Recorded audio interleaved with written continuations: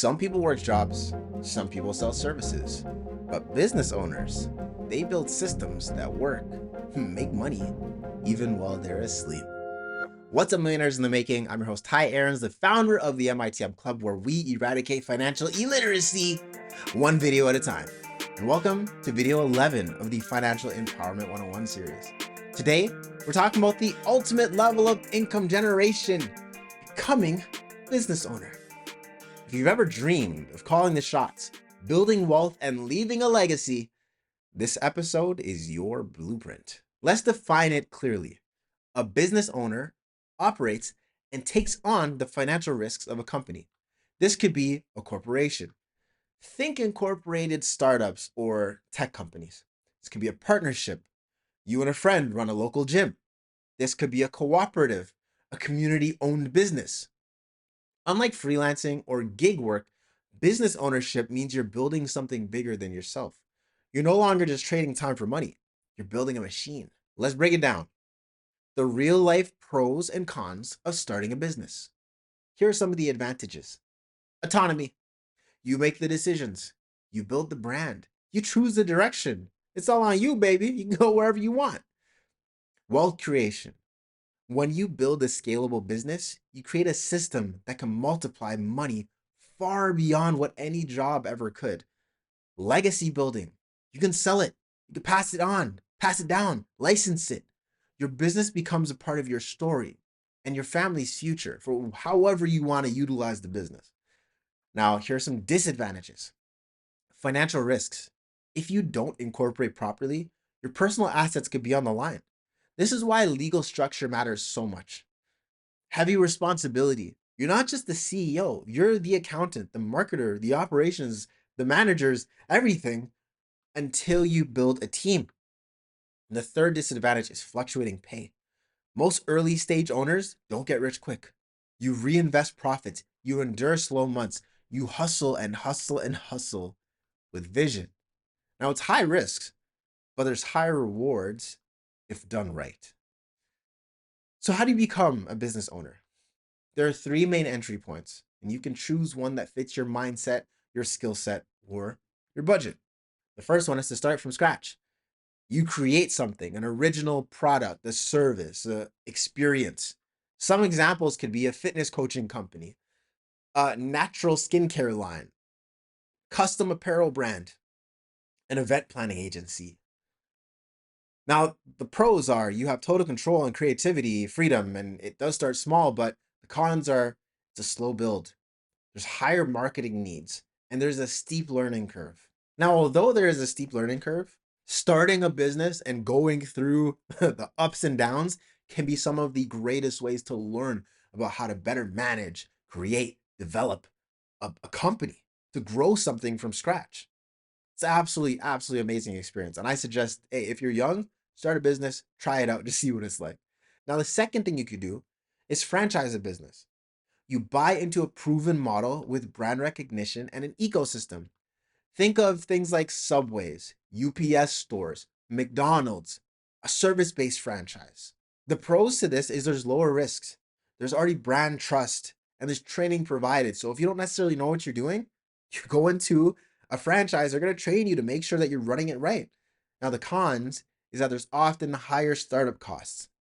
There's royalty fees that you need to pay back to the franchising company, and there's limited flexibility. Hey, just because you open a McDonald's doesn't mean you get to invent a brand new burger and name it the millionaire burger. Okay? You gotta do what they tell you to do. Now, the third entry point to business ownership is to buy an existing business. You take over an operating business and you grow it even further. Some examples are a local cafe, a gym, an auto shop, an online store, which actually is so crazy because I didn't know this when I was younger. You could just buy an existing online store that's already doing well. Mind blown. Now, the pros is you get instant cash flow. You get an existing customer base. You have an existing brand. Amazing. Now, the cons can be big upfront capital or loans, the due diligence required to really make sure that you're buying something that's valuable, that's real. And this exact one, over the next X amount of years, is probably going to be one of the most lucrative ways to build wealth as we have an aging population moving towards retirement, they want to get out of their jobs. So they're looking to sell off their companies as they get closer to retirement. So this is just something to keep in mind and keep an eye out for. You might not have to start up a business. You could probably buy one from a boomer that's retiring, right? Now, smart entrepreneurs match their season of life to the right entry point. So if you're very young, you got no money, start something yourself, maybe. If you have a little bit of money and you're like, I can buy into a franchise, I need the coaching. Or if you're already an experienced business owner or someone that's worked in a certain industry, buy the existing company, take it over, grow it, expand it. Just learn the skills that you need to actually do that. Now, here's what makes business owners different. They stop asking, how can I earn more? And they start asking, how can I build something that earns even when I don't? The mindset shift is the threshold. You're no longer the player. You become the coach, the architect, the investor.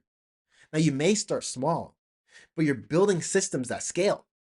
You don't have to always be just stuck in one little place doing one location, one business. No, once a system is viable, once a system is proven and it works, the sky's the limit, right? Now, here is your millionaire challenge for this video. If you were to start or buy a business, what problem would it solve? Who is your target audience and how would you reach them? Drop your business ideas in the comments down below. Doesn't need to be perfect, just keep it real. Now, here's a bonus. You can sketch the name, target client, and the first product or service that you would offer in a perfect world. You don't have to launch it yet, but clarity is step one, right? The more clear you get, the more you can see the vision, the more power you have, the more ability you have to access, to move, to flow, to take that first step and get the ball rolling. Now, owning a business isn't just about the money. It's about freedom. It's about legacy. It's about building something bigger than just a paycheck. It's about making lasting impact on your life, on the lives of the people around you that you love, on the world, of leaving your stamp on this planet to really make a dent on this planet. So smash that like button if you're ready to think like a founder. Hit subscribe for more game-changing financial wisdom. Share this with your business-minded friends, the ones who need just that little push. It's time to fly, baby bird. Here's a little push or kick. I don't know. Whatever makes sense for you. Now, stay tuned for the next video, and I look forward to seeing y'all in the next one. It's gonna be a great one. I think you guys are gonna love the next video. And I will see you soon.